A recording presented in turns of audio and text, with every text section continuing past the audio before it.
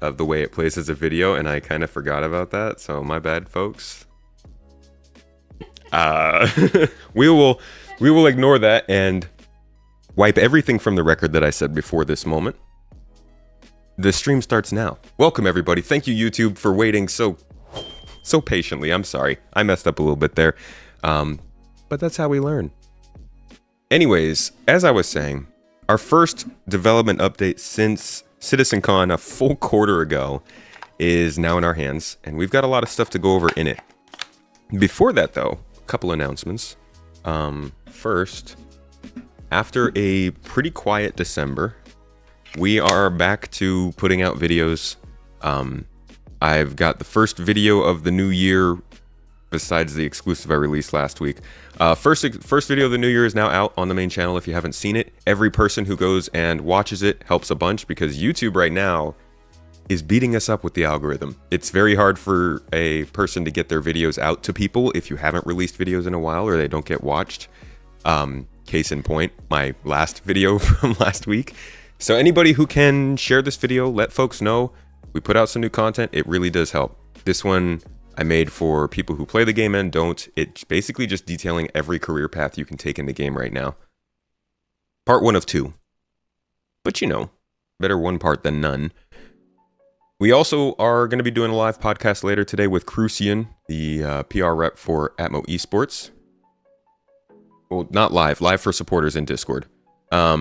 And if you would like to join us for that and you are a supporter, please do. You can ask us some live questions and he would gladly be willing to answer, I'm sure. Yes, there's also a post for those questions in Discord. We also are going to be doing an event tomorrow, so make sure to drop by that stream because that's going to be good fun too. That's the whole touring event. I talk about it on the video today. Okay. There we go. We're all done with the updates and news. Thank you for sitting through all of that, folks. You mean a lot.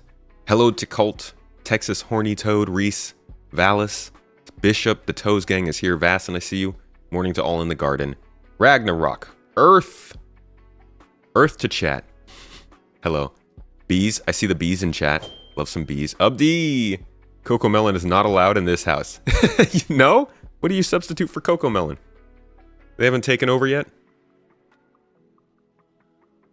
I just spilled tea on myself. Can you guys see that? This is why we drink hot chocolate. I never spill hot chocolate. Echo, what does Twitch chat put on your toes? Welcome, dude. Good to see you. Hey, Zero. Hello. Hello, hello. Also Zero. Brigadier Bo, good to see you, Toes Gang. All right, folks. So we got a hefty... I say hefty. That's a little rude. We got an energetic chat today. We're ready to get started with some good stuff. It's been a good while. I didn't do a monthly report video for October. So it's been since beginning of October, I guess it would have been, was the last time I did a monthly report video. But we did do the stream in November. So just getting back to things. This is basically the beginning of the start of a new year. Let's see what they've been doing. We starting off with AI as always, this time on the content side. Good to remember that features generally start with tech, move to features, and then finally end up in content. I don't think it's always true, but that's how a lot of the teams work. So when you're seeing stuff in the content team, I think that's usually more likely to make it into the game. So let's see what they're saying. They spent the end of the year bug fixing to improve social AI. Once in a more robust state, they'll start planning various Squadron 42 features and behaviors. I'm assuming that means Squadron 42 features and behaviors to come over to the PU. In the meantime, they revived the civilian behavior. Yay! That involves fixing basic AI usables such as chairs, seats, and rails across various locations and identifying outdated usable setups and communicating with the props team to bring them up to date. Yeah, so I wonder what that means, revived. Was it sitting in squalor? Nobody had really touched it for a little while because we just got sick of seeing them on chairs? Or do they mean like they had turned it off at some point for bug fixing purposes? I do notice that like the AI does seem to do more stuff in game now. Civilians will run away, they walk around more, but man, besides the star map, I would say the AI is probably the other thing that is just a really obvious low-hanging fruit for criticism, I guess, in Star Citizen. Like, we can have all the reasons we want for why AI doesn't run well, but the fact of the matter is, like, this game's been running in the PU environment for almost 9 years now? 8 years? Or 10 years? And it just doesn't look good. So I can't wait for the AI to start doing more basic things. All right, voice packs and basic behaviors were updated for the hawker, vendor, admin, and bartender. AI across that legendary bartender. What's up, Arcane? How you doing? Bluey is the goat. Bluey. What's up, Cesar? And Malachite, 07's, unbeckable. Yo. Sorry, I missed y'all. I just teed my pants. Howard. Can we get a badoomts for Howard? Somebody in chat? Just like write it out in words. Okay. Now, in space stations and landing zones, there you are, Mrs. Tomato. Now NPCs will have the proper voice packs assigned to them with their behaviors triggering lines correctly. NPCs will also use their usables correctly with better animations rather than just standing still. However, some shops might not have full functionality due to lacking proper usables. This is going to be a really big thing. If we start seeing this working right now, I think they are really going to have to explain why it works before server meshing, when server meshing has been the go-to Excuse me, this tea is me up. It's been like the go-to explanation for why AI doesn't work. Oh, the servers run slow. And I do believe that's a big part of it. But if they're able to put stuff in then and actually get it running now in the game, I really hope that we do start to see, maybe in the post-mortem, if we do get one of these later patches, some talk, or maybe we can talk to them ourselves about why this stuff can get into the game and why we do notice civilians starting to work and do things, because this makes a big difference to the game. This one paragraph, like, having NPCs talk and interact with the world is a super background sort of thing, but Star Citizen feels dead, you know? There's only so many players you can run into. The team also identified and fixed a selection of security AI bugs in Lorville's transit area. This involved implementing some of Squadron 42's security behaviors, including sentry and guards, and giving NPCs appropriate voice packs. Can we hear it for the voice packs? I'm just going to call this monthly report Voice Pack Report. Yo, Computer Guru, thank you for the sub, mate, on the Prime. Much love, friend. Hope you're enjoying the stream. Fuar, you've been seeing that working. That's good. Ubdi, you're in the calm before the blizzard. What are you thinking, man? Are you gonna... Is it seeming like you're gonna keep power and stuff? Is it feeling pretty heavy? What's the latest? You've heard NPCs with new voice lines. I've heard a couple of new voice lines too. Yeah. Howdy, Luna Maria. Welcome. You want civilian traffic. You know what's really going to change this game's feel is when we start seeing cargo ships coming in and out of cargo depot space stations. That'll be crazy. Seeing them lining up, coming into dock. I don't even need players to come off the ships or characters to come off the ships when that happens. I just want to see the ships flying, you know? Mrs. T's going to call the bro. You feel like there's a general sort of choppy stutter to gameplay. Even with good server FPS movements on lower gravity planets, driving vehicles, time needed to enter and exit seats.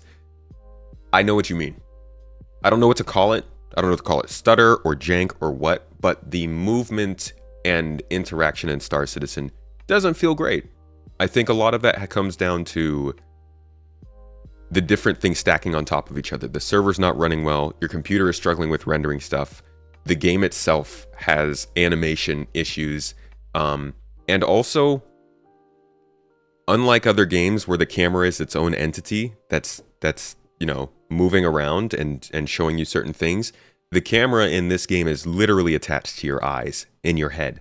So there's no smoothing, there's no faking the movement.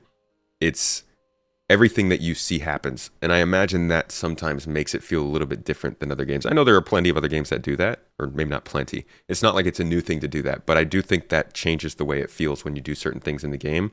And part of what they've been doing with Squadron 42 over probably the last couple of years, and in a big part this year, has been dialing in the animations and the way that the head does move so that that stuff feels better. At least from watching the Squadron 42 gameplay, it looks like that. And when I say that it feels more like a polished AAA game, Aniov, what you're saying is exactly what I feel. It looks more like a game that feels deliverable, you know? So we'll have to see if at the end of the year that kind of stuff gets fixed, but I do think some of that is going to come in the next update. So we'll know sooner than later. Who wants some noodles? You're going to be fine in Minnesota.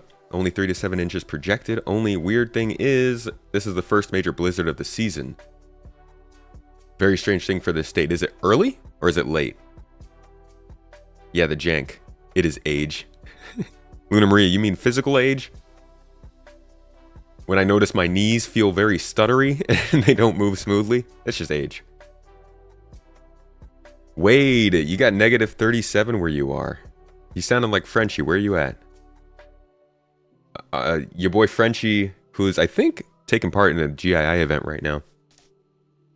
He's dealing with temperatures like that up in northern Canada. Or I guess it's not northern, it's northern Canada as far as people are concerned. Yeah, the character movement, definitely. Oh, the EVA. That's a good example, actually. The EVA is a great place to look where, like, it feels terrible to move around. But we know that it's very clearly going to get a decent improvement coming up here shortly.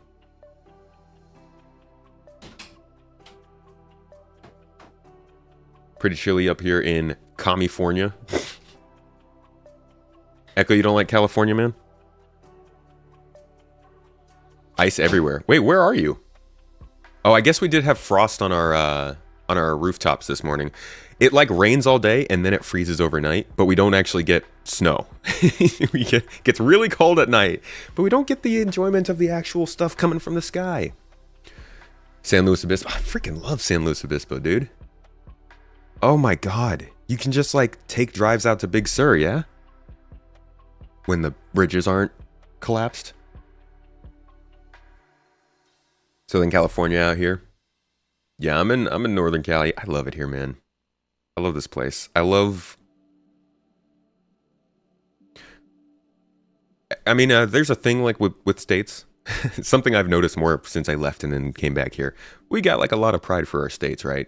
And I realized that you start to identify a little bit more with it. So when you leave the country, I actually end up identifying more with California than the US as a whole. Not to say that I don't identify as an American, but when people ask me while I'm in Turkey where I'm from, I usually say California. And that's generally because, like,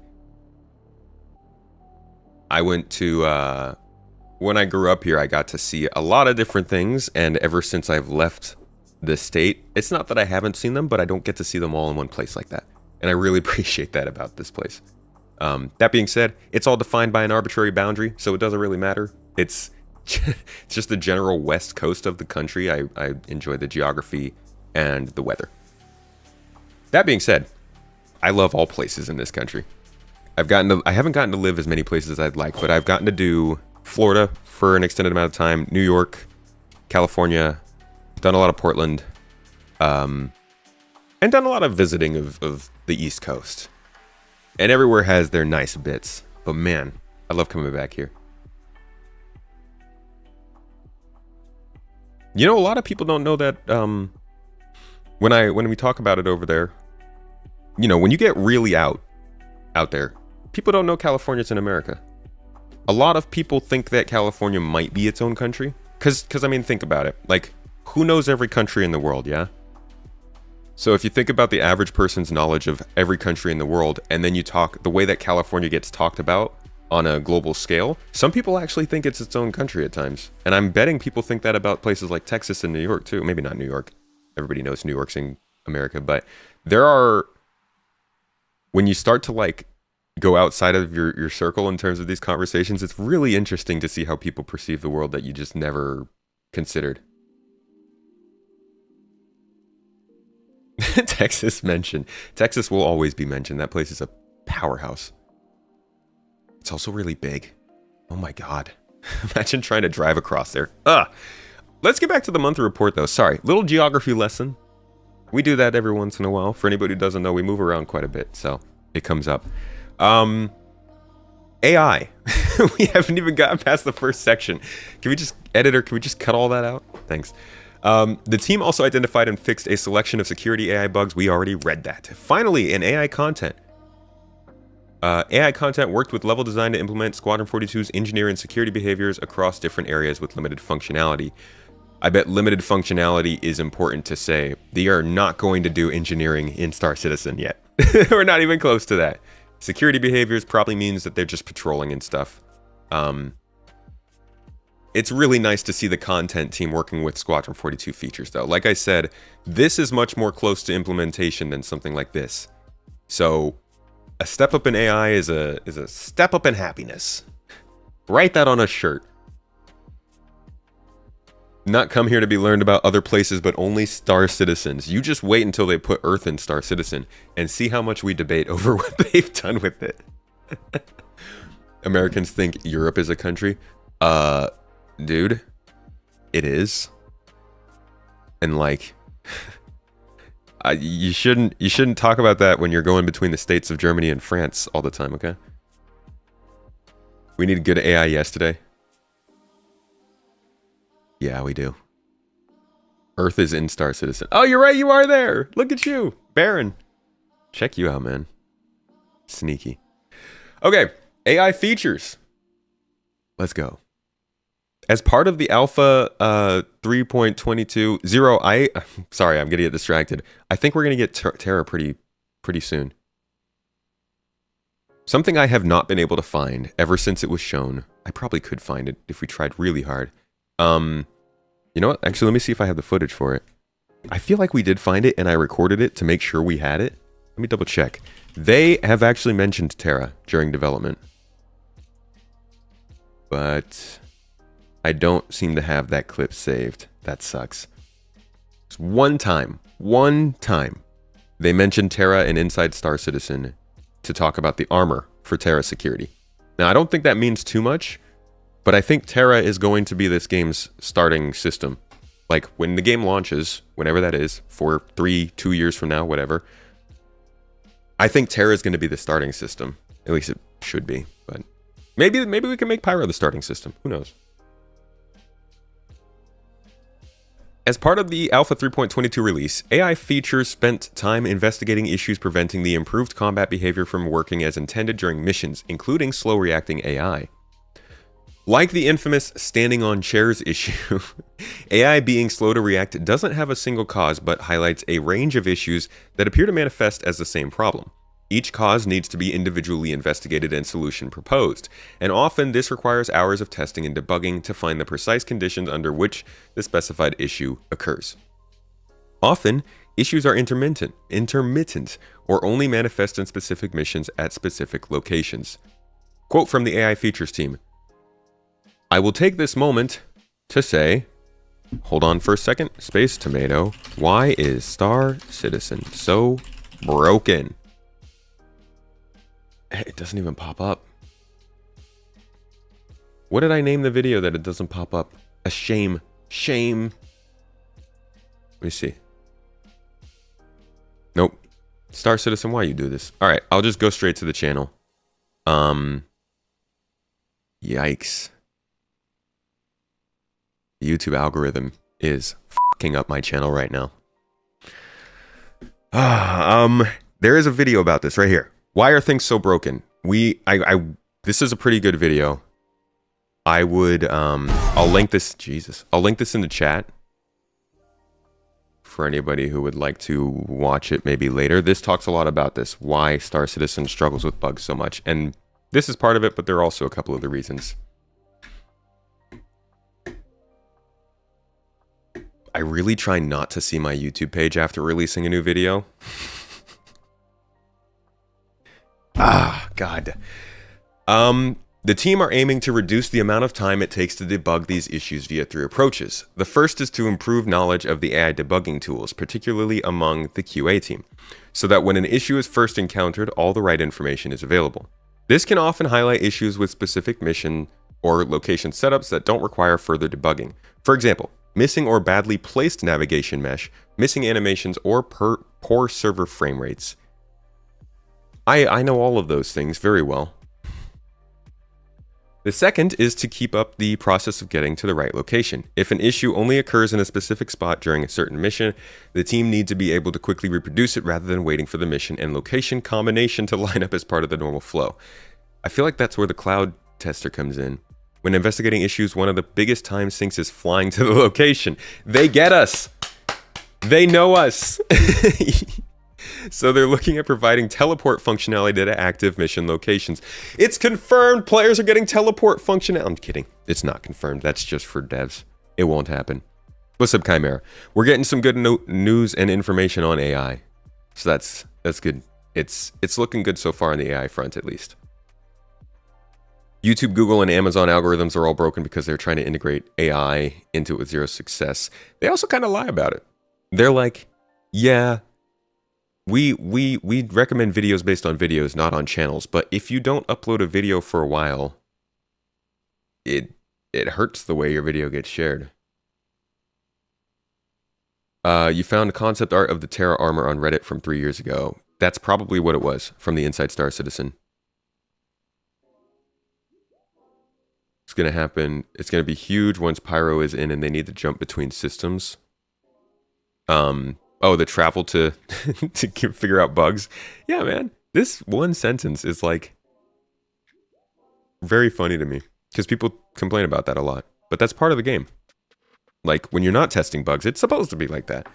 Finally, when they've identified a cause that might occur again, they'll improve the debugging tools to highlight it as they can more easily identify subsequent occurrences. For the Alpha 3.22 release, AI features worked on several causes of slow reacting AI, including fixing an issue where increases in the AI perception meter were not being recognized in the general reaction function, causing NPCs to hang in a reaction idle animation. Fixing an issue where AI weren't exiting the investigate behavior correctly due to not checking the current target. This stuff's kind of dry, not gonna lie. Debugging an issue where the hostility... Do you have a link to the Inside Star Citizen episode? Or Reddit episode? The Reddit post wouldn't really help me too much. Fixing an issue where AI weren't exiting the investigate behavior correctly due to not checking the current target. Okay. Debugging an issue where the hostility and perception systems weren't correctly encapsulating the specific requirements for hostility in a particular mission and location. However, this requires a better specification of the intended design and will come with planned improvements to the hostility system. The team are also investigating if they can add a hotfix to work around this issue in the next release. I'm going to have to read this whole section again.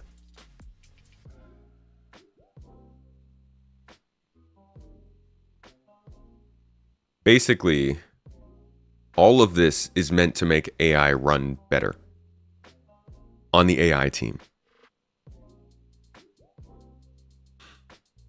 These aren't the only slow reacting AI issues, so the team will continue to investigate and fix issues in subsequent releases while ensuring they maintain the improved combat functionality.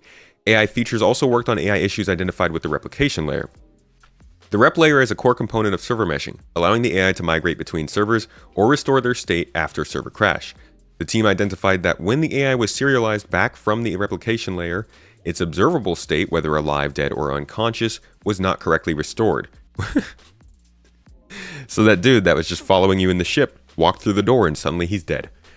For example, the AI thinking about another agent was dead and not trying to attack them. As part of this fix, the team are making the switch between these states more consistent and less ad hoc by tying it more closely with the status component that controls when the switch occurs. All of this is being said without the sort of mention of why this is happening now, which is something I'd be interested in knowing. I'm assuming it's because the AI people who are doing AI on Squadron 42 can now help to make it more efficient in Star Citizen. But is that not the networking team? Like, what would be the difference there? The only difference between AI and Star Citizen and Squadron are, I guess we don't know what the differences are. The interactables, the logic, the more open world nature might make it all different. This could be a effect of the people coming over and creating more productivity for AI development.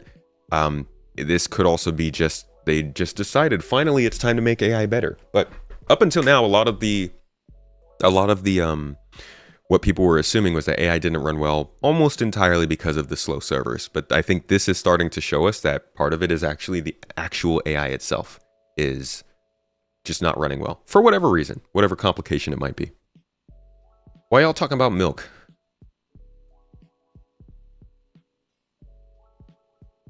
Can you imagine having to jam your opponent's shields or hack the frequency to beam a person or on board their ship? Oh boy, that can't be abused. Some sort of logic and the way it integrates into the PU. SCAI talks to the server differently than AI talks to your PC, and that's part of the issue. But I'm betting that I'm betting that the AI in Squadron 42 are still technically online. Maybe you could run it offline, I guess. Look at me. I'm so used to the way that the industry works now, where they just like, you have to have an internet connection. But that doesn't happen as often as they wanted it to. So I guess, yeah, it's networking stuff, which makes me wonder how much of this work is being done by networking people as opposed to people who are solely focused on just AI development. Is beam tech a thing in SC lore, like teleportation? No. Technically, of the soul, kind of, you can transport it or save it, but it's not. You can't like just teleport as you feel free. All right, where were we? Did we get through this whole section? We did. AI tech. At the end of the year, AI tech progressed with features and support for release builds. For Boyds, we love those Boyds. Hold on, let's get Boyds.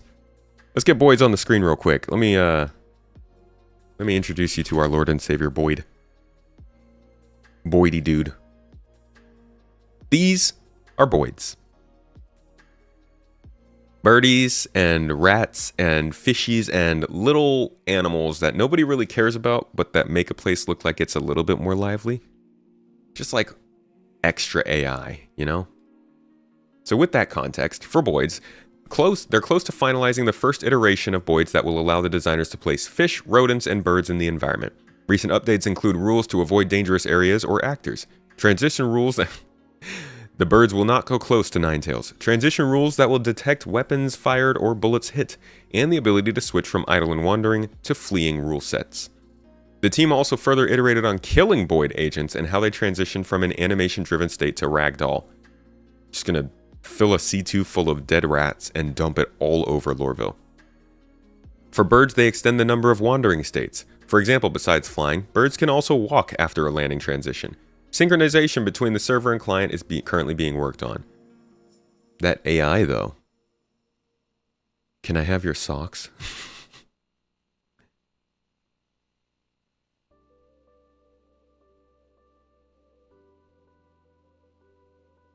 You'd be improving Lorville? Now see, listen here. I think Lorville gets a bad rap. Who's to say that in 900 years, it's not productive to pour sewage on your citizens? We don't know what the future looks like. Maybe we thought that it was good to eat plastic-covered food 50 years ago.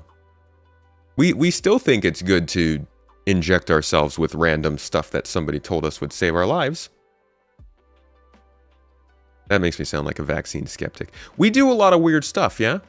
So maybe people want the sewage, you know? Maybe we've realized that you can just... Sewage is good for the skin in a certain error condition from certain people. Like they all have to take very, very good care of their diets or else it messes up the whole system.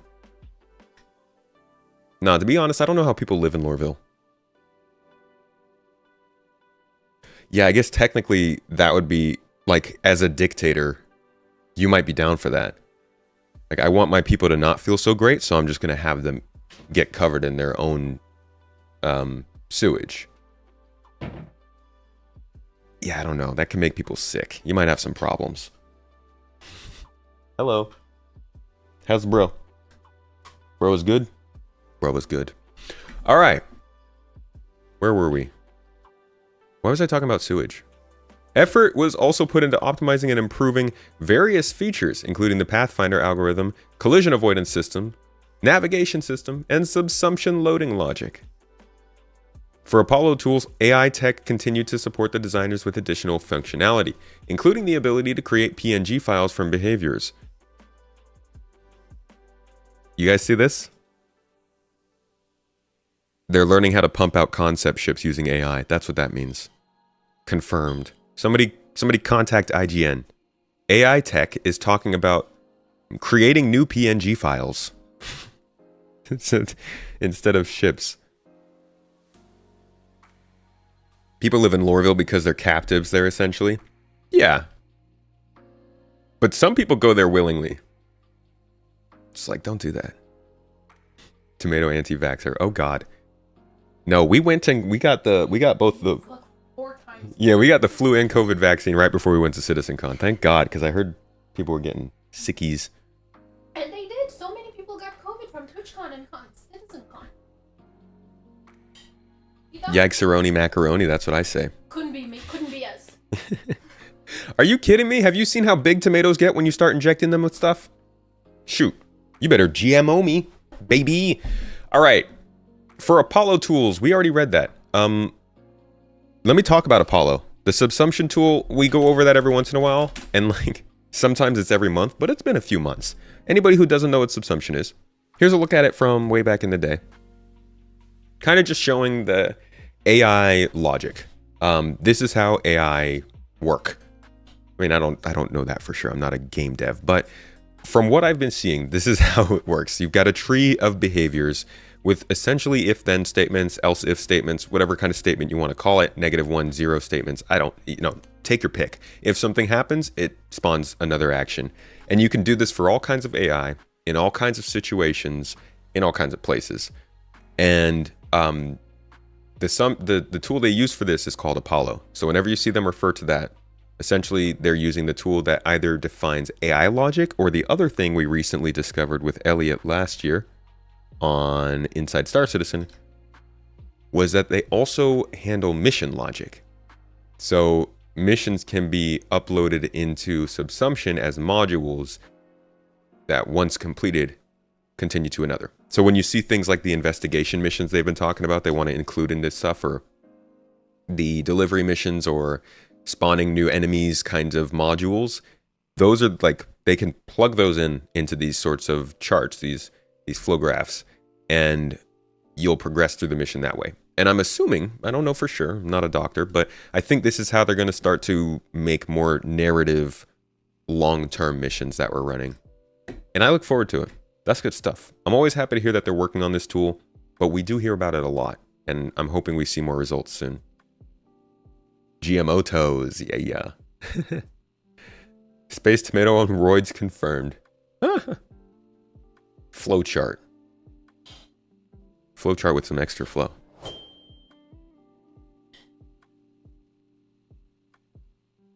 Don't hate on my GMO foods. I love me some responsibly GMO'd foods.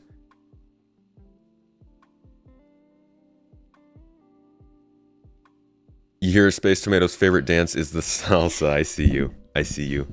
Favorite drink is the Bloody Mary. What's my favorite dish? Gazpacho? Oh, God. There is tomato there. No, I'm thinking, what's the tomato? What's that tomato? That cold tomato dish? Huh? No. Caprese salad. Yeah. Literally your only tomato dish that you like. Yeah, I do like a caprese salad. But no, I'm thinking of the it's like a cold like soup, but it's tomato. Gazpacho? Okay, yeah, that was right. I was thinking of like pastas in there or something. Anyways, now that we're done with that distraction, I'm not doing well on this one, guys. You have not once in your life eaten gazpacho. I have eaten it. And what did it do in your mouth? I don't remember. It was a long time ago. It was before I had all those reactions. Where were we? Several existing features were polished and finalized, including NPCs utilizing trolleys. Oh god. Which received improved collision avoidance. This was achieved by updating the PID controller logic and how it's used for path following when NPCs are pushing trolleys. Gotta watch out for that PID controller. You know what we call that? Notorious PID.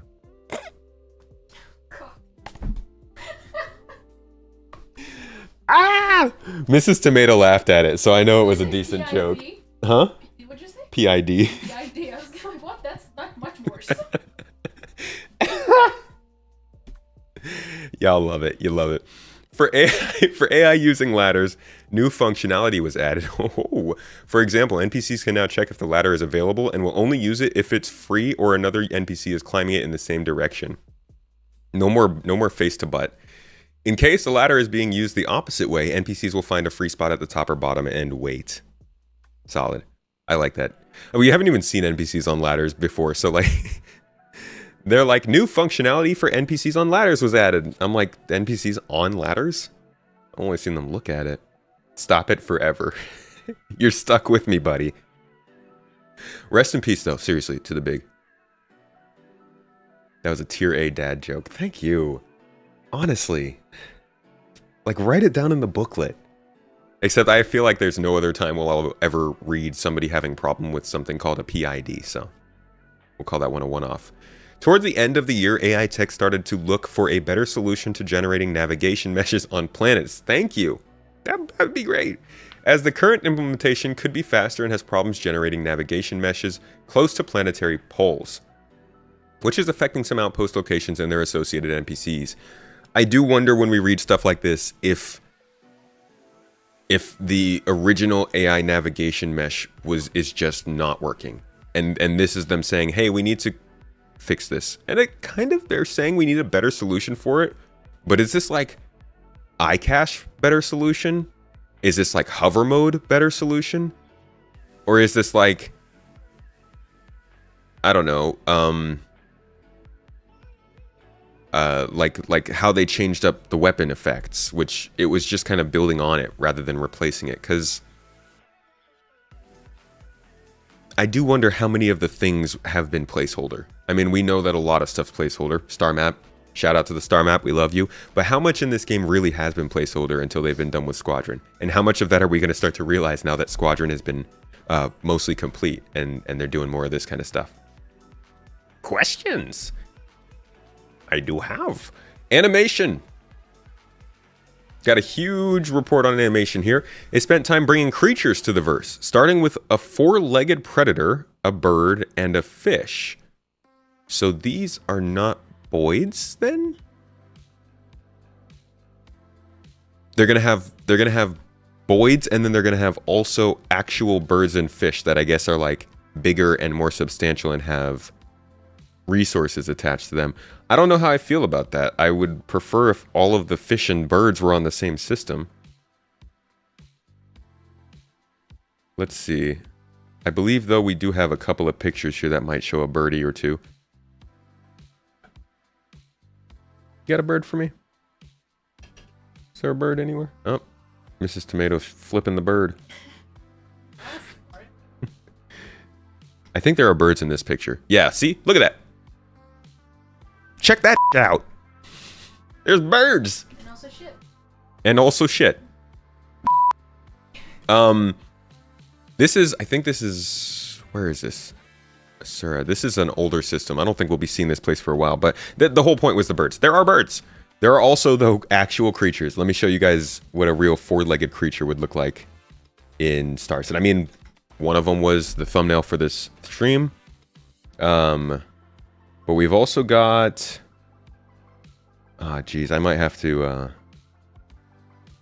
Does this count as having legs? This is technically kind of four legs, right? I mean, there's two. There's two arms. I'm sure it can put those arms on the ground and say, hey, check me out. I've got four legs. You can put your arms on the ground. Exactly. This guy, you could call that four legs. But like, which one of these? No, those arms. So we don't know who it's going to be or what creature it's going to be, but we've seen a lot of concepts and ideas that they've had. But it sounds like they are really starting to double down on this idea of getting creatures into the game, both in animation, from AI logic, and I'm sure we'll hear more about it as we go on. Is the Stormwall a bird? It's a big bird. There are space cows. There are also space cows. You know what? That's probably it. I don't know why I didn't think of that. There's our four-legged animal, or our first one. Here we go. 4 legs. Right? You guys wonder if I just have like a folder of a bunch of Star Citizen animals in it? Because I don't. It's also mixed together with all the ships. Where the heck? Where's the space cow, though? We were just looking at that earlier today, right? And you were like... It's in the concepts. Let's see if I can just type in cow. I did not type in cow. There it is. Here we go. All right. Our potential 4-legged creature. Tits! Our likely 4-legged creature. I don't know. Those look more like eggs. Tits! Okay. Or tits. Cows are not predators, though. Did it say predator? I actually missed that part. Yeah, it does say predator. 4-legged predator. So it can't be this guy unless he's just a super aggressive cow. All right, you know what? I know we've probably got a view of this. Stand by. Let's say creature. I bet they probably put that in the name. Nice. So this is probably what we're looking at. One of these guys. But Bear didn't. That's allowed us just to have some vocal behaviors. So like, we've got this sort necessarily visual. But this allowed us just to have like this thing. I think they would count this as 4 legs. This thing's like a rhino. This thing looked. All of these kind of are sitting on 4 legs, right? Behaviors than they are necessarily visual. But this allowed us. And then just the next to have one, some focus, rather than just complete blue sky, anything. That sometimes was these guys found some archetypes and we named them like bear and I think this was might have been the concept they moved forward with from this page. And crab, things like this. But these are not to say that's what they want to look like necessarily. These are more about what the thing might do. Like a bear, for example. I see. So they might not make him look like that. Content to eat fruit and not bother you unless you messed with it. Versus, let's say, a pure carnivore like a tiger that's stealthing up and you know kills prey, and that's how it lives. So these just gave us a starting point where we could start making initial concepts. Wait, and could this count as your bird? Jesus, imagine. Oh my god, imagine if this was in the game. Honestly, fauna in this game are going to freak the crap out of me. This game already gets pretty creepy at times. And I've never been good at interacting with AI that are not humans in games. Because I guess I'm just not used to interacting with them in real life. I'm probably going to want... Maybe a Streamathon award would be to do like... they can unlock a game hunter stream where I have to go and hunt prey, and I would just not be great, or hunt predators. Unlock that, the trolling stream, right? We have to do that. Yes, we got to do that. As with, you know, any concepts, we're going to make a lot more concepts than we're actually going to make final models of. So after a couple rounds of reviews, we distilled down some of the ideas. Okay, so that is just a little bit of a preview into this creature stuff. I just wanted to show you what potentially they could be talking about during all of this talk. The animation team also worked, though, on facial animations for increased line count and fidelity. Got to get those crow's feet. You got to get them olden lines, them pockmarked skins. Animation, character creator stuff. Art on the character side. In November and December, character art completed the legendary Duster outfit and the racing flight suit helmet. We've seen this legendary Duster outfit. I'll give you all a little boost in the memory lanes if you don't remember it, but it was at CitizenCon, and we've seen it in... Actually, have we seen it in game? Have we only seen epic and not legendary in game? Just now realizing I need to go back and look at what it actually looked like, because I don't remember what the legendary one looks like. Armor level. Yeah, I don't think this is in game. So they finished this in November and December, and all the rest of these are in game. The thing is, I think we're going to have a lot of debates about how this stuff is distributed. The big part about the Duster's armor is that it is introducing this idea of leveling and item rarity. I'm going to let this play real quick so you guys can hear what they have to say about this, and then we'll talk about it for a brief moment here. This is design language.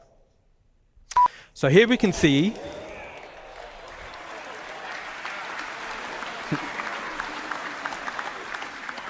the Duster's gang lineup showing armor leveling and rarity.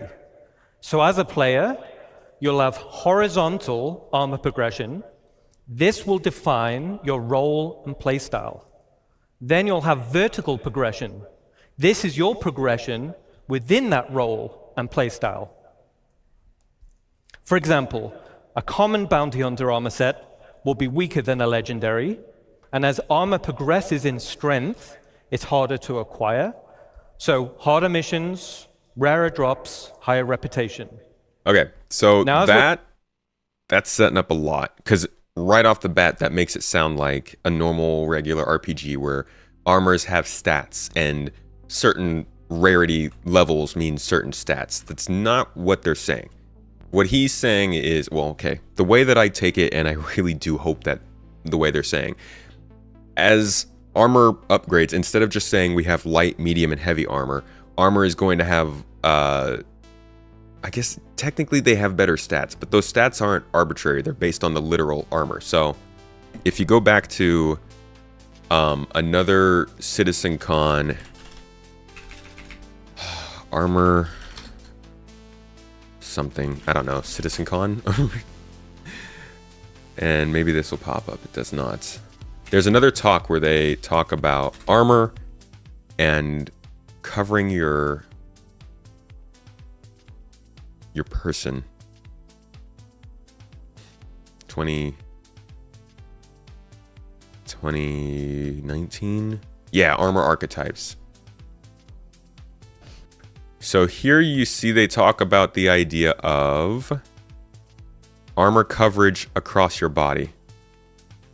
Want to become an amazing content creator? No, I don't. Arrays, templates, I motion don't graphics, want to be. presets. Shut up.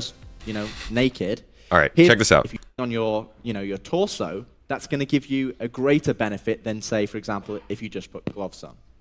And so that's when we've got some examples here. So if you've got, say, the guy on the left who's basically just, naked, his threshold is like, okay, if it's minimum 4 degrees, maximum 35 degrees, you know what? He'd be okay. But then you see the guy in the second right, he's put basically a jumper on, a coat. And that coat is basically giving him, it's pushing that threshold down. So that threshold now, as you can see, is -5 to 28. But because that's such a large surface area on the body, that's actually giving him a greater benefit than if he'd just put on shoes or a hat. And then you can see the guy in the middle.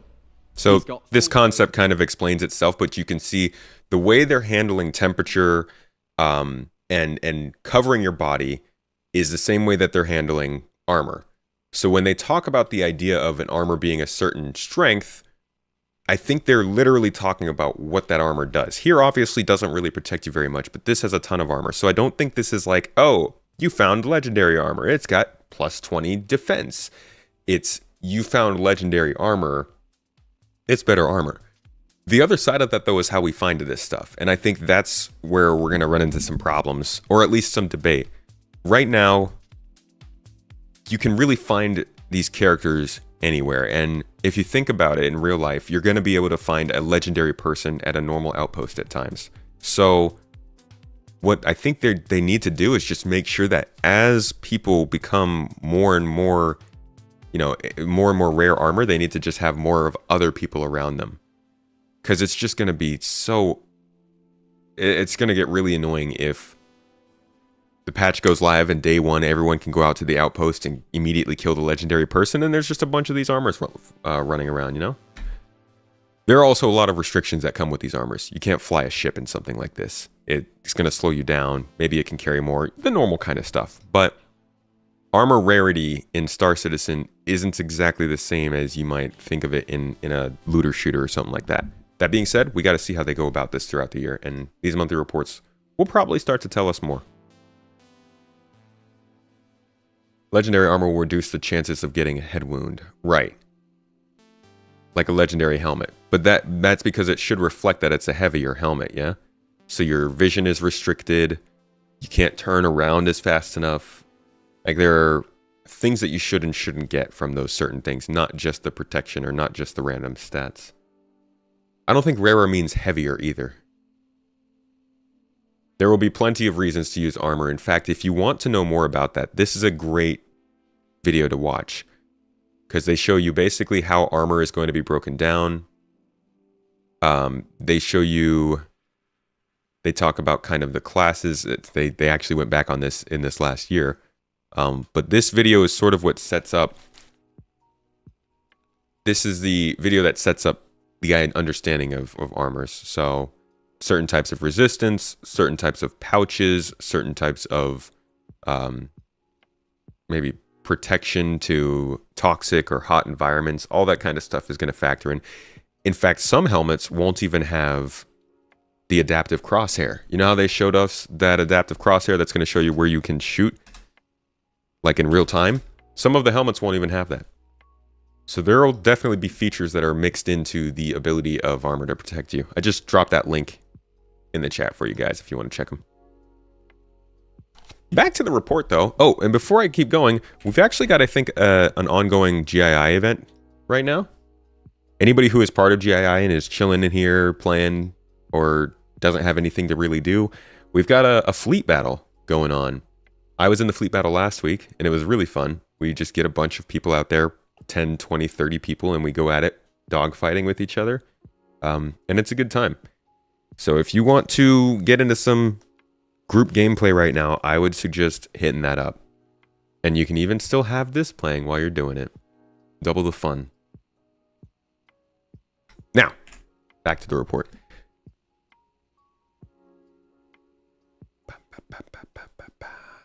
In November and December, Duster flight suit, racing flight suit. Okay, they continued working on the racing flight suit itself and prepared an outfit for subscriber flare. Alongside this, R&D was done for creatures. More creatures. The character concept art team started an exploration phase on features for the character customizer and for other creatures. That's... I'm guessing this is like additional features after the initial launch. And more creatures. Holy crap. Art on the ship side. This is a small one for this month. Toward the end of the year, the RSI Polaris passed its white box review gate and progressed into the gray box phase, where all of the surface modeling and animations will be completed. Emphasis was on modularity for the interior to improve reuse and scalability. That's because they're trying to hit those capital ships after that.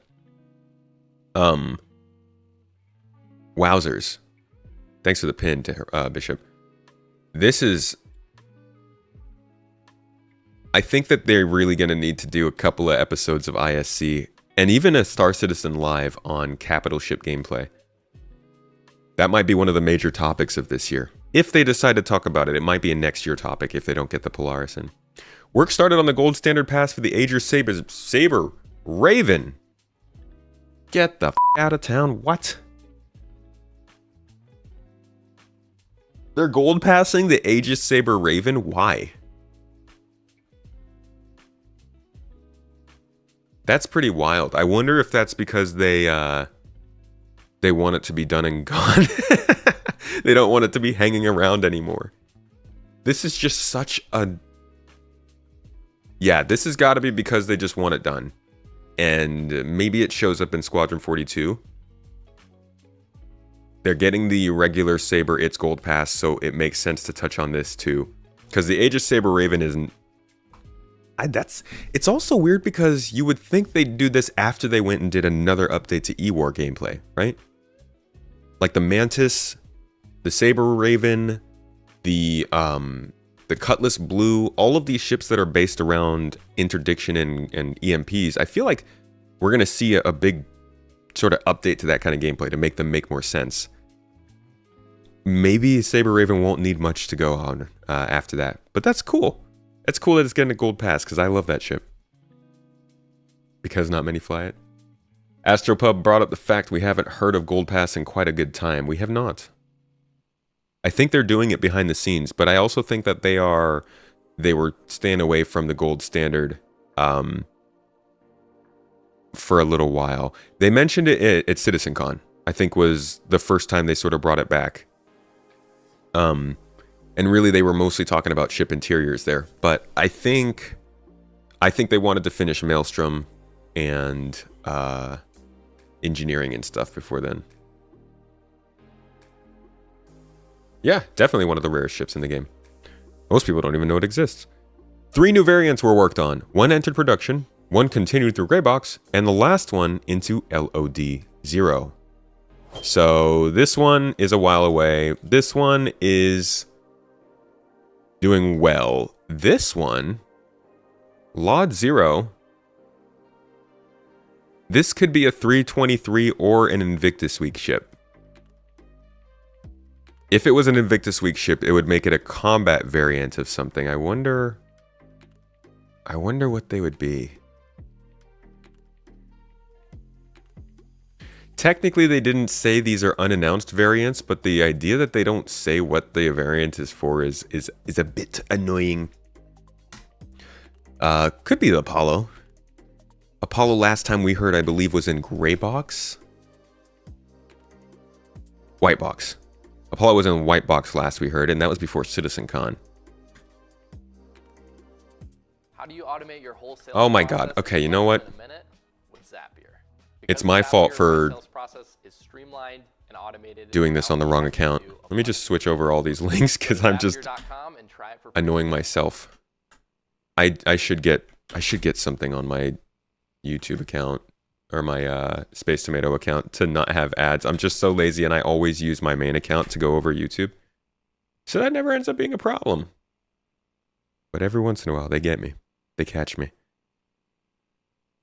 Let's see. All right, Apollo was in the, I want to say white box.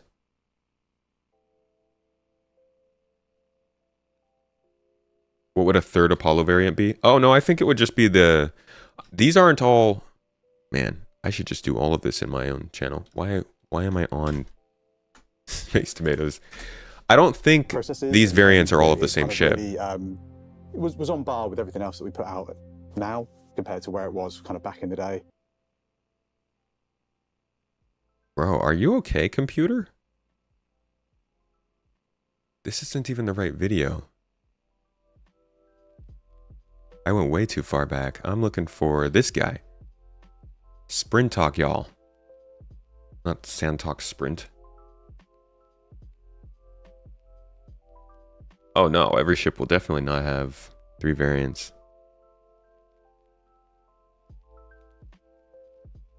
Wow. You would think my internet was just awful. No, it's not that. This is definitely a Chrome thing. Abusing my platform and position. Like it's not even, I'm clicking and it's not even.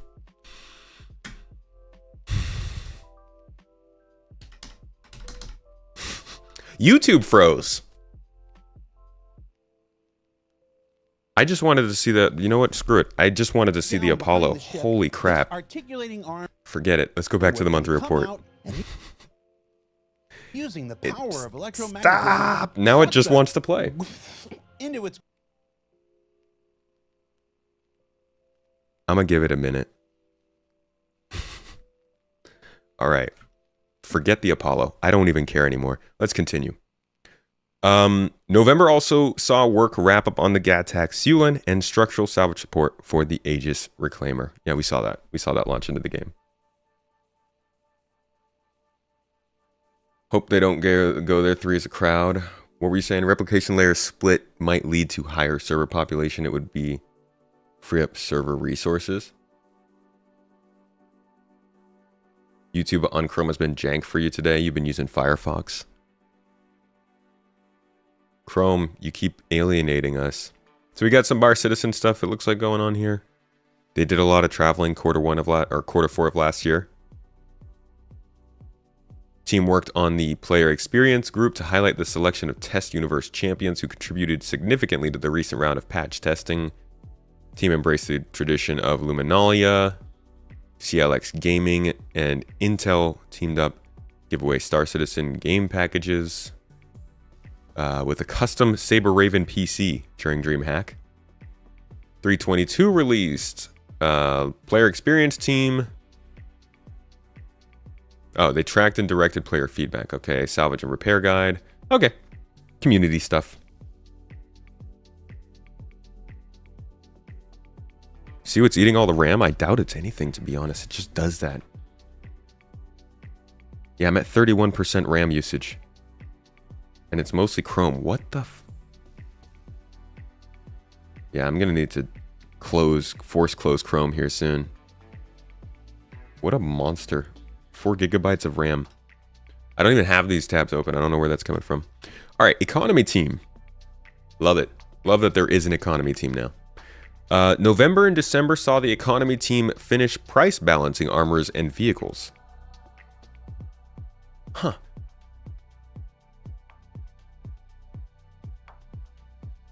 A lot of times monthly report sentences leave me with more questions. What is it price balanced based on? Is this how long do you think it'll be before you need to price balance again? What does this mean? I guess now we can start to judge mission payouts.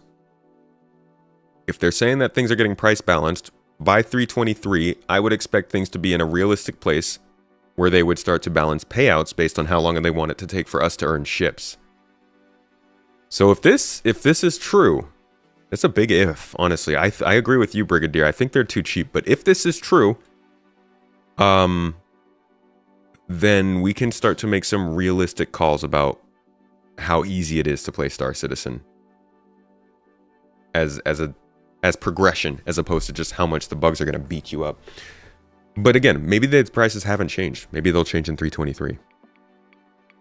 They then began looking into the prices of FPS weapons as part of balancing the wider economy to bring all systems together. Good to hear. Good to hear. A contextual inventory inheritance was designed to tag items in shops that will allow them to more easily rebalance prices too. Contextual inventory inheritance. Is this to say supply and demand? This isn't talking about updating prices based on the shop's inventory, right? I think they would go into more detail if they were saying that. What does this sentence mean? They're just trying to tag items in shops so they can easily change the prices?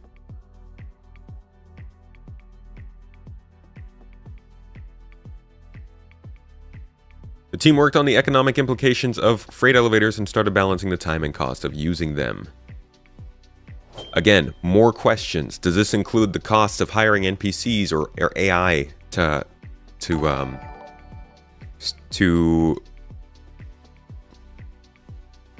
whatchamacallit, to load your ship? Because check this out. We got some pictures of some earlier in-progress sheets they made showing us how this is supposed to work. Yo, Victor Hall, thank you for the sub. Appreciate your love over there on Twitch. Much love to you. I hope you're having a good day. And for the lovely joy you're bringing everybody, we're gonna... Oh, we got an S raffle started. Look at that. Oh my god, Nightbot actually worked.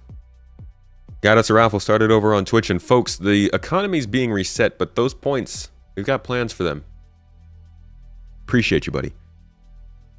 So we have some early looks at what this system is supposed to look like. Now, this is obviously concept work in progress, but this is the idea they're going for. You can see, much like the current inventory system or trading system we have, you've got your commodities on the right or on the left. You've got the place that you're at, commodities on the right. And then you've got stuff in the middle that we don't have right now.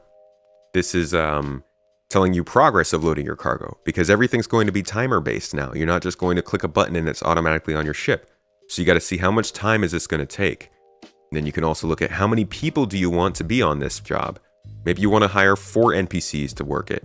That lowers the time down to 30 minutes instead of an hour and a half, but you're also paying another 3,000 UEC every 10 minutes. These kinds of things are what they're talking about when they talk about the price rebalancing and getting ready for cargo and trading. But we haven't seen... This is pretty old. I think this is almost 2 years old now. And I do believe I have another one. Maybe.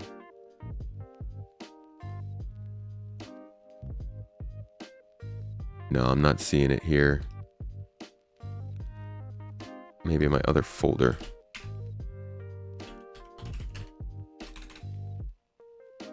Commodity. No, don't have it. So this is the only real picture I have of this, but you get a good idea from how this is supposed to work. You get balance sheets, you get cargo capacities, you get time and efforts going into loading. So these are the implications of the freight elevators. They also investigated UEC income and began taking actions to prevent exploits and rebalance mission rewards and investigated exploits related to ship claim times and prices. So there we go. These changes with the balancing of armor and vehicles is being done in line, or at least in preceding change to mission payouts. So they're actually starting to put the economy in a place where it's meant to support a game and progression. It's interesting. That's surprising. Maybe that means that they can gradually include the simulation to the effect where these things don't have to change until dynamically they start to. Didn't they have an ISC with the new UI? I don't think they've shown us the UI that includes NPCs picking things up. The only UI we've seen from loading and unloading things based on timers was that Hull C episode. That was like a really, really rough temporary version, I think. So hyped for this year and next year to what happens in SC. Can't wait to get yourself a Windows computer again. It's a good time too. All right, features on the Arena Commander front. Throughout November and December, the features team focused on closing out essential refactors and polish tasks before they transitioned to supporting the persistent universe in a more permanent capacity. Okay. Oh, I see. Because they were on Arena Commander for the most part. So the Arena Commander team sounds like they are coming up on their sort of, we've reached version 1 of Arena Commander and we're going to transition. From here, we'll probably just see new maps and game modes or something. They also supported upcoming special events and the Alpha 322 release. Say something about 323. Engineering completed work on the Kill Collector experimental modes for Alpha 322, including a system that allows devs to replace the collection item depending on both the game mode and active events. Further work was done on the special events and awards systems, including prerequisite requirements allowing the team to implement exclusive awards. This work also included the addition of unique loading screens, backgrounds, and a banner that displays on the front end when an event or an experimental mode is active, and the latter including a countdown until the next rotation. Experimentation also began with an in-game FPS loadout customizer utilizing the new spawn screens. For engineering, the team successfully completed the initial tests of enabling streaming in Arena Commander. This will enable them to deliver improved performance to the module and use any persistent universe location without limitations. Holy crap. Arena Commander is going to be dope. Previously, some locations such as ones near cities were unable to be used without significant additional reworks.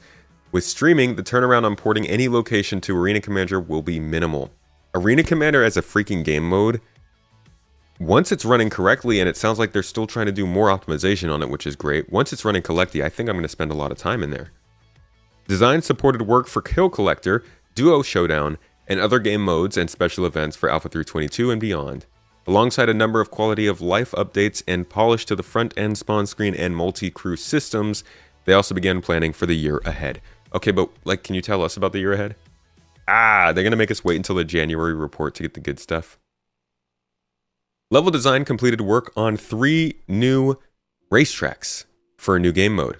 A brand new racetrack around the Pyro Jump Point was also created, specifically to test the new master modes. Classic race game mode for Alpha 322. Okay, is that in? I didn't even hear about that.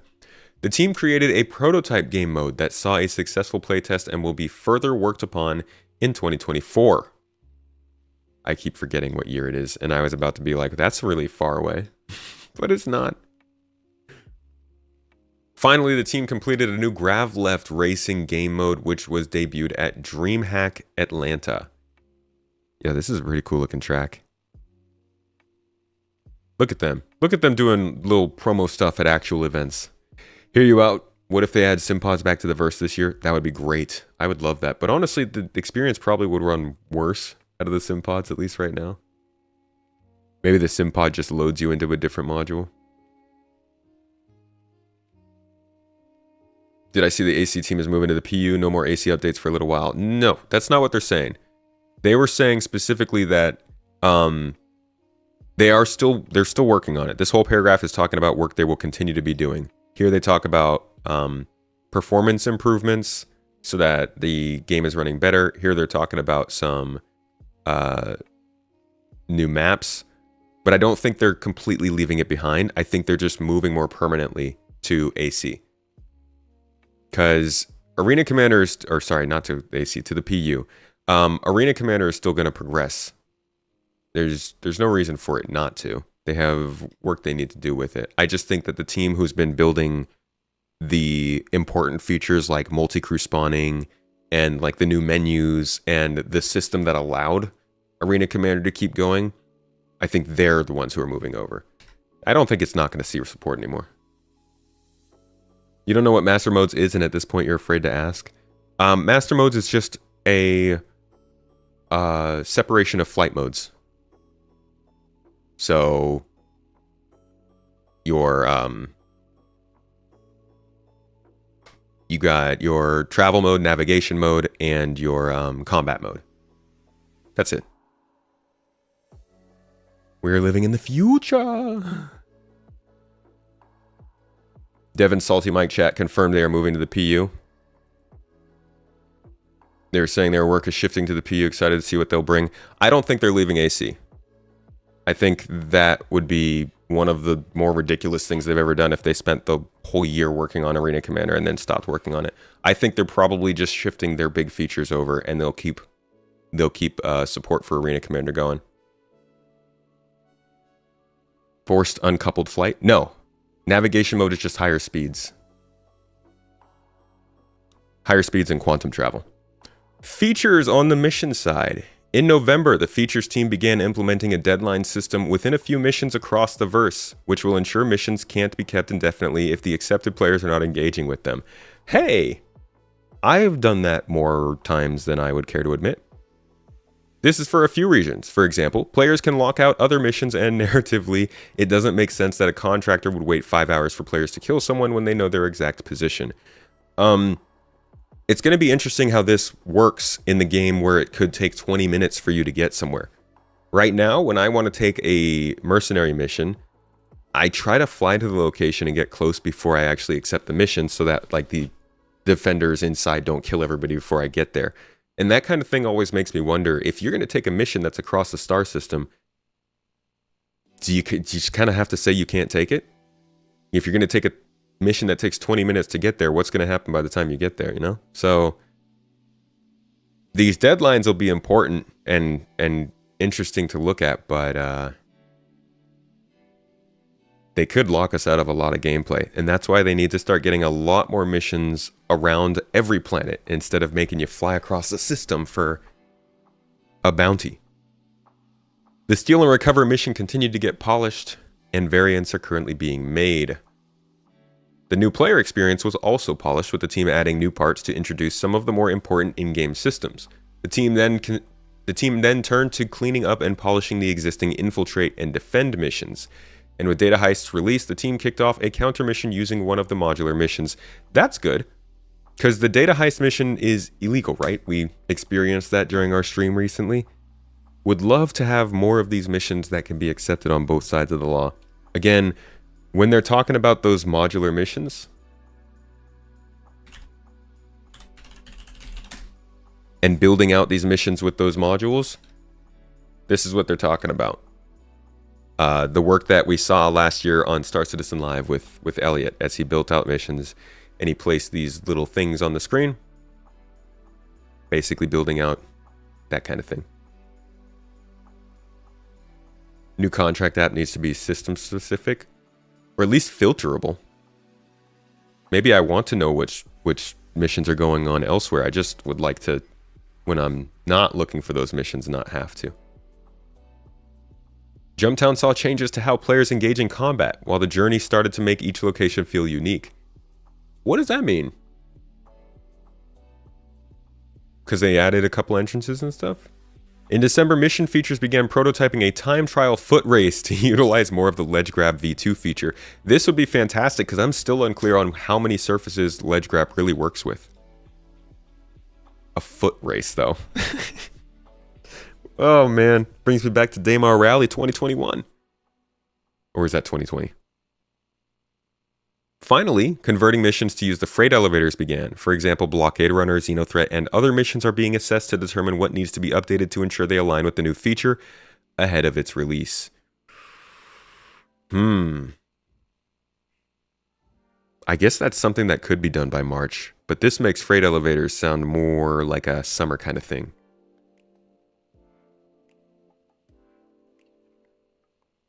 Elliot's building every mission type except investigation. Does he... Wait, what?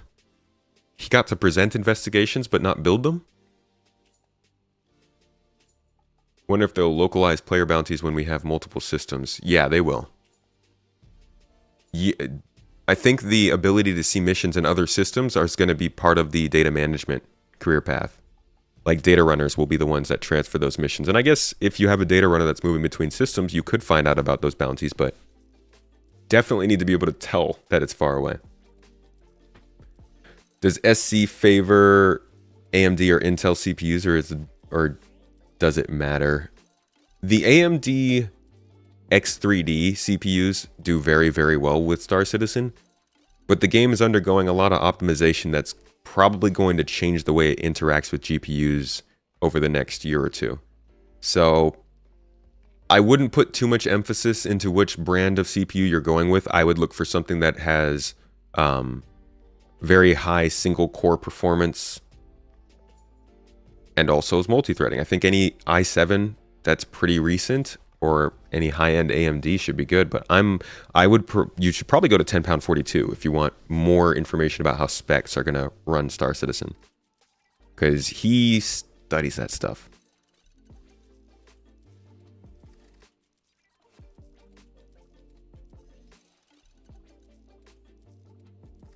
Yeah, comm arrays will be important.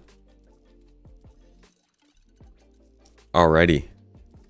That would be funny. Okay, you were joking. That would be funny, though, if he introduced the investigations and did all that stuff and then couldn't work on them. I was like, that sucks. Okay, so missions. This is good. I really would have hoped to hear more about cargo missions, mining missions, like bounty hunting V2 missions. That's those are omissions. That was not a pun intended. That was pretty good. Okay, just just naturally funny tomato. At the end of 2023 in graphics, VFX, and programming, the graphics team largely progressed with their longer-term tasks. For example, work continued on improving the visual quality of gas clouds through the addition of a directional occlusion effect. The gas cloud, I know people are giving me crap in chat. The gas cloud system output is also being unified with the planetary cloud system, so that the new cloud's upscaling solution can be used by both. That's good. You don't really notice that problem with the space clouds that much. The Global Illumination team added support for transparency via a dense view frustum voxel grid of low-resolution probes, along with a sparser zone space grid of higher-resolution probes. Those view vestrums, frustrums, and those sparser zone space grids.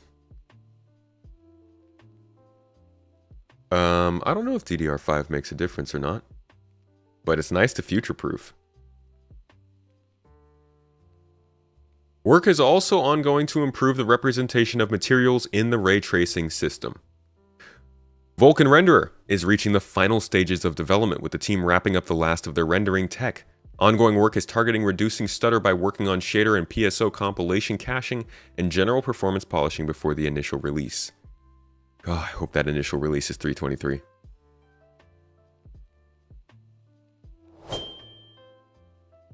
AMD GPU bug still a thing? I'm not aware of that. The Planet Tech team continued wrapping up the water feature, focusing on robustness, memory usage, and performance. The water feature's crazy. I am amazed at what they've done with the water in this game. I didn't think that the simulation they do for it was going to be... Okay, can you not? We already have gone over this. Wow. This is awful. Why is nothing loading well on YouTube?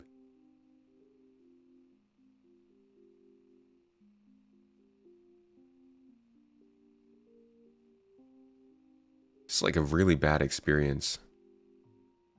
Maybe I do need to close Chrome. But I can't because all my chats are Chrome. Tech. Tech! What is Vulkan? Vulkan is an API that is used to help utilize the GPU more, from what I understand. And it is something that they are utilizing in their new renderer for the game. Okay, I'm gonna close Chrome. This is awful. This is bad. We can't do anything with it like this. Guess I'll also take care of this.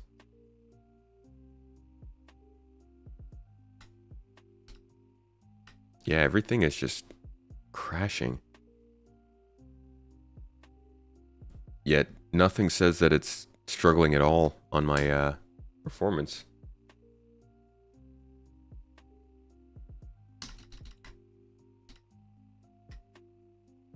Maybe Affinity was giving me problems.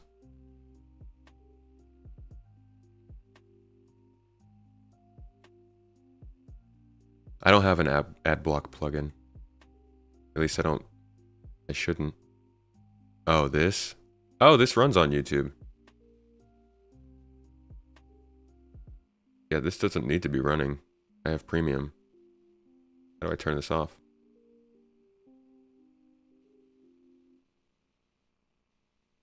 I'll do this later. So we had some of the water simulation here. Looks crazy. Here we go. Yeah, check this out. We can add the results from multiple sizes of simulation together, and they influence and interact with one another accurately. You see those big waves crashing over the little sim there. It works pretty nicely. I've gone ahead of my subtitles, but I'll just let that video play out. So, what does that look like when we bring it all together? What's it going to look like in game? Now, you did see a little bit of this in the Star Engine trailer, but actually, I think this video does a little bit more justice to it. So I'm just going to let that play out for you.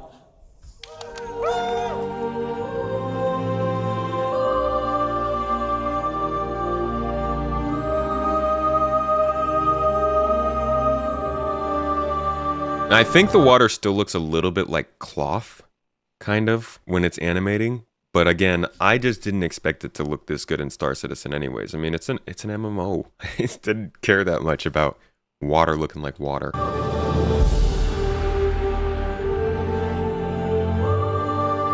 Forward in a second, you're going to see the wake start to happen behind us there. And from the cockpit perspective, water droplets on the glass thrown up from the water sim. This is what I'm talking about using multi-output.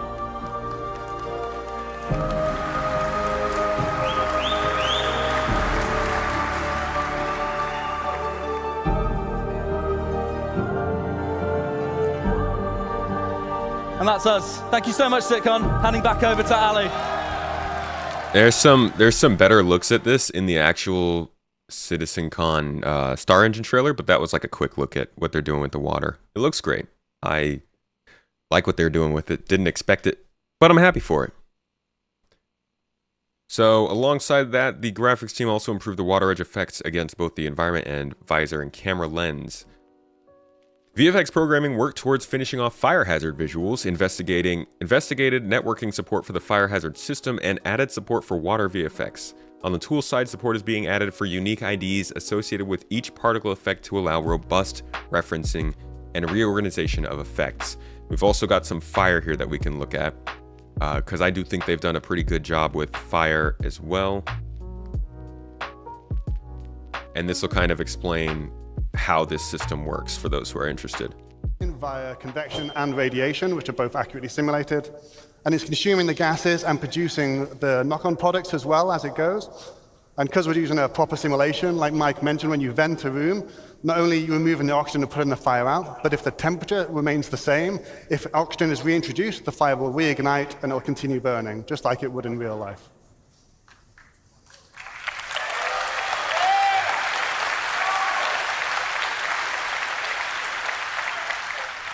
So what's next for this? So our focus has been on interiors, in particular spaceships, but all interior spaces really, and this voxel grid really helps us solve that problem.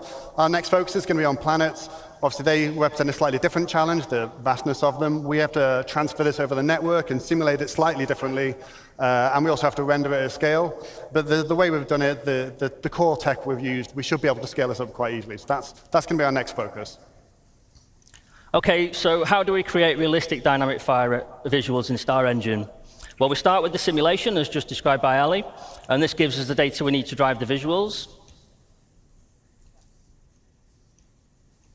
Then we bring in the burn shader. So this can be applied to static environments, and we have a lightweight version of the shader for entities, which is kind of based on the dirt shader and wear.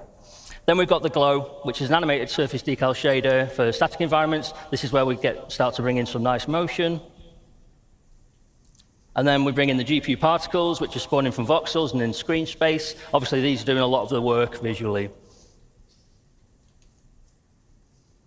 Then we bring in the lights. These are spawned for clusters of voxels as opposed to per voxel as an optimization, a cluster being a representation of voxels close to each other. And then we bring in the fog. So this is height-laid volumetric fog. The smoke fills the room, and it goes up to the ceiling before filling the rest. And we're simulating that. So to finish, we're going to take a look at all of that put together in the game. Thank you.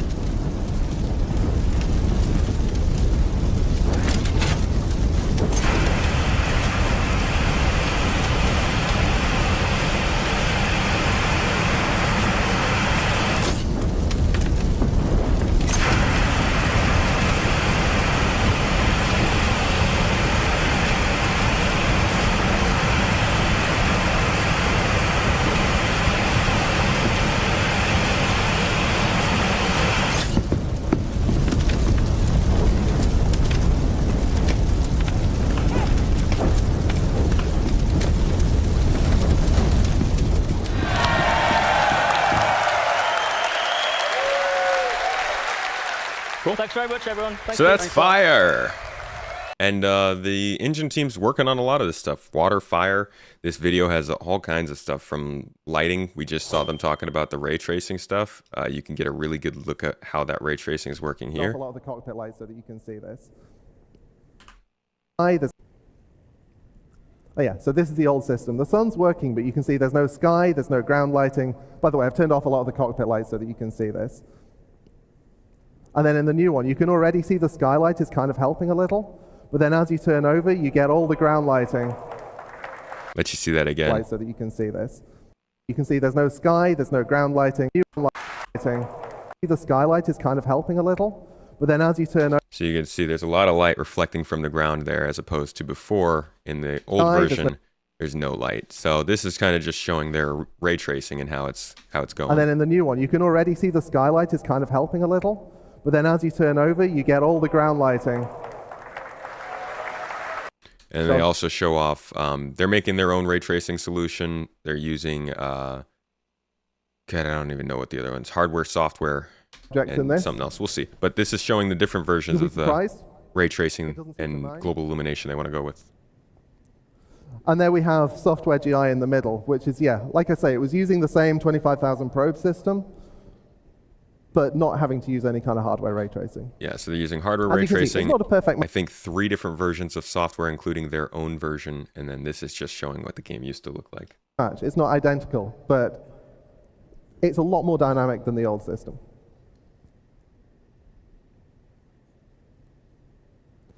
And finally... So yeah, there's a lot of stuff going on in the engine, and we always talk about how that's a big focus that they've had, but a lot of those things are starting to come to an end, and that's what we're seeing now with Squadron 42 as well.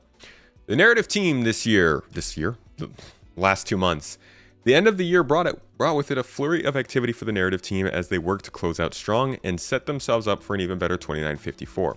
November was host to IAE, which featured immersive career dioramas on the show floor and new vids from security professional Garmin Humble and social media influencer Molly. For the release of Alpha 322, the team worked on supporting a wide range of new features such as structural salvage, derelict settlements, cargo containers, arena commander editions, and a variety of Luminalia items. The team also worked on the development of the Santak Yai with a focus on the Xi'an language and lore. Man, people don't care about lore in this game. Looking ahead, I really hope the narrative team can help out with that here. Looking ahead, the team planned upcoming work for the PU, including new missions that will be more narratively focused and discussed how best to utilize guilds and factions as players progress and earn reputation. How about our guilds?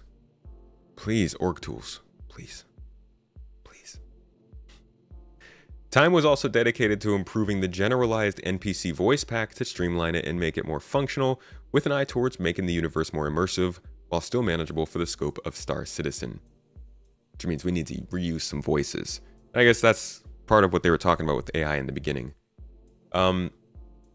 This is good to see. Narrative-focused missions and discussion on how to utilize guilds and factions. But like, why is the narrative team still at the freaking discussion phase for that? I love where we're going, but weren't we just talking about this? Hold on.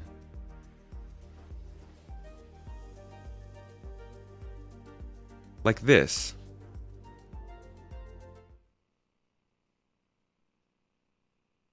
For rewards, we'll have branded ship and tool skins, branded clothing. There will be collectibles to decorate your hab, hangar, or ship, or you can put them anywhere you want. And there'll be more exclusive rewards that we'll be revealing later. Thank you. So this is all kind of the sort of stuff it seems like they're talking about, right? This will lead you to get working with, as well as we'll be introducing the Interstellar Transport Guild, as well as formalizing some of the main hauling and cargo companies that you'll be working with.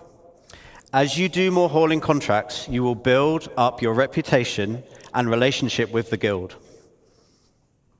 This will lead you to gaining more lucrative contracts for specialized cargo and destinations, such as different forms of hazardous cargo, perishable cargo, riskier routes, and more.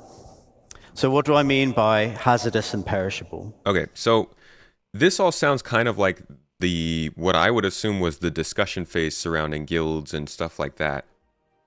I would love to know more about what they mean by they're discussing it. We gotta make some freaking progress on reputation. There's nothing to strive for in this game until reputation starts doing stuff, and we've had it in game for 3 years now, I think. Hopefully we hear more about that soon. These still feel like monthly reports before the push. So maybe November and December just didn't have much going on. We'll have to see what was going on in January and probably February. We might not know really just how much they're pushing forward with Star Citizen stuff until like March. At which point we'd be looking at 323 anyways. Alright, R&D. In November and December, the R&D team spent a significant amount of time on the temporal render mode for atmosphere and clouds. As a result, the first work-in-progress version of Advanced History Rejection, as well as refined disocclusion detection and preparation of dilated motion vectors was submitted. Sure. More research went into the upsample and history blend process to achieve highly detailed results that matched the reference full resolution render output as much as possible. For ground fog, experimental support for fog density maps was added and is currently in review with TechArt. The signal encoding and reconstruction code for volumetric cloud shadows received a fix to minimize ringing artifacts, occasionally visible in areas where sunlight first hits clouds. What crazy weird glitches. The atmosphere light pass received refined irradiance estimates based on community feedback, which had reported that the bottom of ships approaching a planet in higher orbit were almost entirely black as opposed to receiving reflected ground light. Isn't that what's supposed to come from global illumination anyways? That fog density is also something that shows up here. I think we could probably find it, yeah. Here is some of the looks on the fog density and cloud systems that they are talking about here and what they've done with them so far. Improved a lot.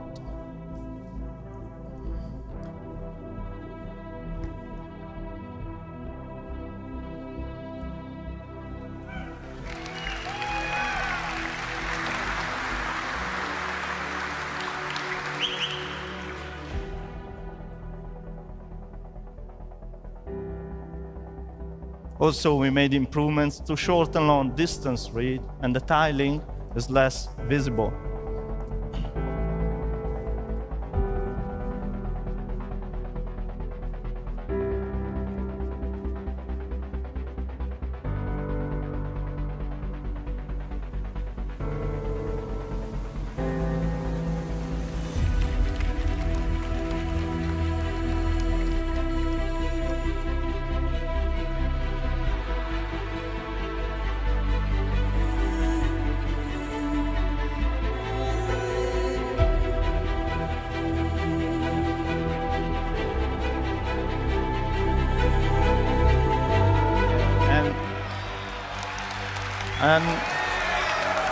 And best of all, we're going to include all these new features and improvements in the next 3.22 release. Okay, thank you.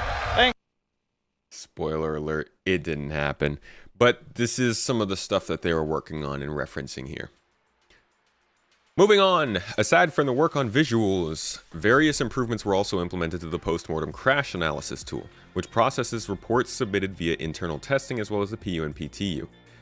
The tool now supports the depooping.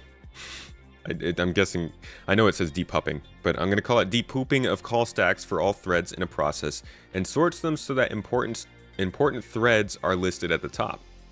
The tool now also supports dumps written by fast-linked binaries. Oh. Additional support is planned to capture and extract auxiliary call stacks for memory corruptions. Those will then be used for issue duplication in Sentry to allow the coalescence of memory crashes much more effectively. I'm sorry, I'm not even going to try to translate all of that.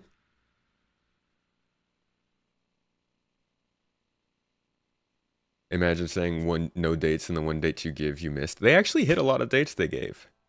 That was the one that they didn't hit, but I do have a page of the things they said and can confirm they did not miss all of their dates. They got the hairstyles, combat improvements, Crusader spirits, derelict settlements, Cutter Scout, Duster's Gang, HDR improvements, weapon recoil. This was kind of partial.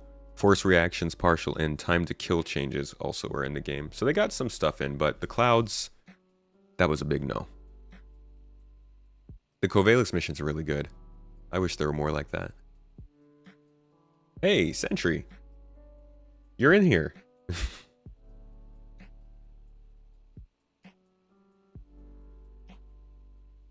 Good afternoon, Alcinor. How you doing? Of things that you care about them hitting, clouds isn't really one of them. You take that back, Bishop. You care about the clouds. How else we gonna get water? Tech art and animation. Man, they didn't even have a UI section in this one. This is such a... The technical animation team spent the end of the year on deliverables for the content teams across both projects. These include an outfit manager that will pull together a full set of assets for any character outfit in game, which will help the animation teams author specific content. Previously missing from the pipeline, physics proxy tools creation was added for an intuitive and streamlined way to create physicalized skeletons in Maya. An animation events editor was also added to keep audio linked to animations across projects. New ADB diff tools also help the devs track and diagnose problems with complex XML files that need historical context to be useful.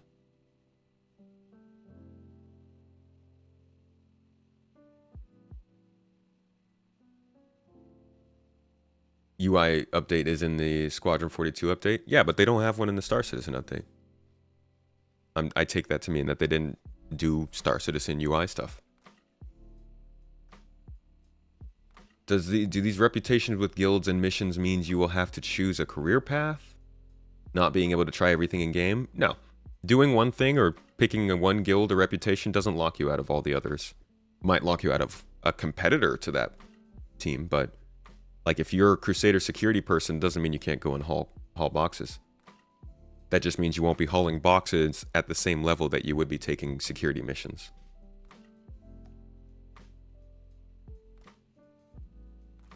No problem. I love the Covalix mission. Squadron 42 update actually talks more about the moving stuff to the PU. Then why not put it in the PU update? Why do that? They did Moby-Glass stuff, but it's under Squadron. If it's stuff that's coming to the PU, why not put it in the PU monthly report? Like, if we're supposed to be giving information to people based on what they're doing for the PU, that's kind of hard to keep up with.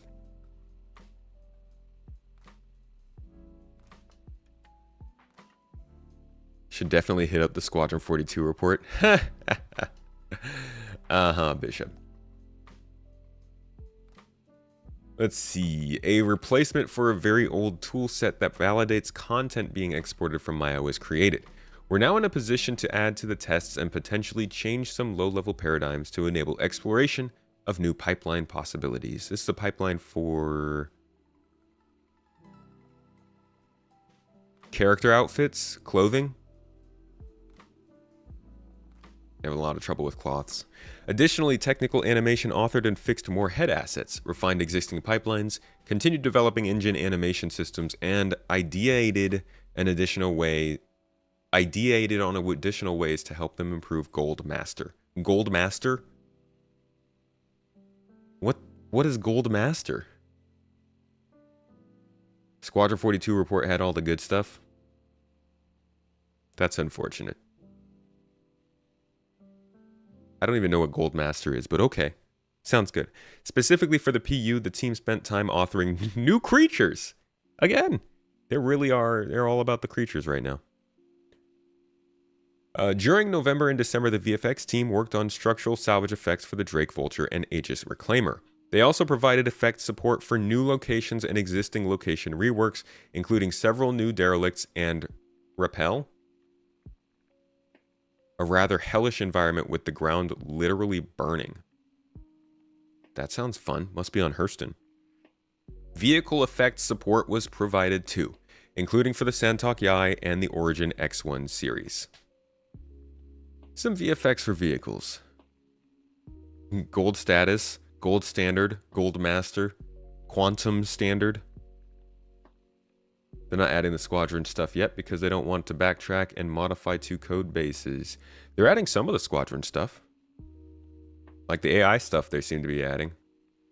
But yeah, they're not going to add all the UI changes and everything until later. I'm more wondering why they would put the Star Citizen news in the Squadron 42 report. Programming term for polishing. Okay. Publishing a final title. Gold Master. They're just introducing some new stuff for us, you know? So this report was this is definitely a Q4 report. I was kind of hoping that this report would be more exciting than the November-December one normally is because there's more going on. But they kept a lot of stuff off this one. And it might be stuff that they didn't work on, but there's a lot of stuff that we are expecting in the next 6 months that were just not mentioned here at all. Probably in the Squadron 42 report, as you guys mentioned, and maybe we'll go over that on Monday. But as for today, it's a decent report. It gives us some interesting news, but most of this stuff is stuff we can't see, like AI. Stuff that's already in the game, like all the 322 stuff. Or not as interesting in terms of the heavy hitting features. So, you know, it's a wrap up to the year. Not as good as an update as I was hoping, but they've got some decent stuff in here, and it sounds like they're making some big moves on the team side. Anything that you guys particularly liked hearing about here? I like that the economy team, I like what they're doing. These balances sound like really good news, and I hope that in 3.23 we see some proper pricing that makes it feel like you actually have something to work for. Everything UI related is in the squadron report. All right. How about just the UI section? Creatures for sure. The hangars update. Yeah, we got an update on hangars, which is, you know, something. It's just, it was basically the economy is getting ready for hangars. I don't think they really said much else.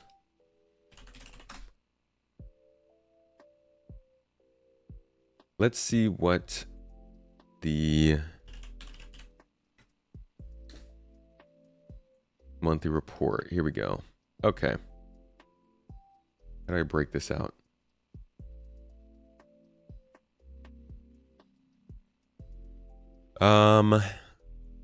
AI on the monthly report for Squadron says, I don't see any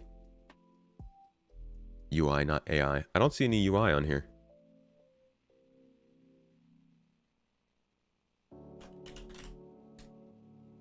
Oh, it's in the features section. Wait, did we have a gameplay features section in the report? Features Arena Commander and feature missions. No, there's just no feature section. Okay. Gameplay features spent time working towards the end of the year, looking at what's needed to implement some of their Squadron 42 features into the PU, including additional requirements not needed for the single-player campaign. Most features are moving over smoothly, though the new Moby-Glass requires work to support existing apps not found in Squadron 42. The star map is currently being polished with fixes for labels and better transitioning between solar system and minimap views. This was adapted to work well on the 2D vehicle multifunction display screens, which will need to support multiple solar systems when Pyro comes online. There were also developments using minimap rendering inside the star map holosphere for the new landing UI. Oh my. So players can see the walls, floors, and ceilings in their ship's radar when coming into land. Oh. That is beautiful. Thank God. The character customizer was polished, including better rendering for the head library grid. The team also experimented with a different UI for face sculpting and made other general usability improvements. They're currently looking at ways to better serialize the data and reduce size requirements. The Squadron 42 front end received polish, with saved game profiles now displaying the relevant customized character in a dynamically changing environment depending on progress. That's sick. Thank God. So the star map polish is good. Especially, let's see. The star map polish is really good. That's huge. Character customizer is cool. Moby-Glass thing isn't great, but also them talking about most features moving over smoothly. That's good news. I don't know why the heck this isn't in the Star Citizen monthly report. That's so weird. So as far as UI goes, it sounds like things are still on track, at least. They're just not being mentioned in the monthly report, so we'll have to see what comes out in January. But again, I think it's really February that's going to give us the real kind of sign of what work they're doing in big ways. Freight elevators are how we're going to get our commodities, deliverables, supplies, and vehicles when we're in our hangars. Physically, they will be delivered to us, and we'll have to move them to the ship. But, folks, that's the whole monthly report. I like that we stopped with the star map. Thank you for letting me know about that, Gumbo. Really weird that it's not in the Star Citizen monthly report. Anyways, thank you, everybody, for coming today. Appreciate you. Thanks for any support. Anybody who did today, it always helps us. It means a lot to us. And, you know, we will come back and try to hit our goals next time. Thanks again also if you got to watch the new video. Like I said, the YouTube algorithm... Oh, what the heck? The YouTube algorithm is not super pleased with me not releasing videos for a few weeks, so it would really, really help anybody who shares the video or likes it or even watches it and kind of, I guess, helps YouTube realize that we're making videos again, because that's doing weird things. So yeah, if you want to check that out, it goes over every role that you can take in Star Citizen now and how they'll grow in the future. Like all the jobs, all the things. If you have friends who are wondering what can you even do, good video to send them. And yeah, that's it for me today. Thank you everybody for being here. Hope you all enjoyed the stream. And enjoy the rest of your day and your weekend.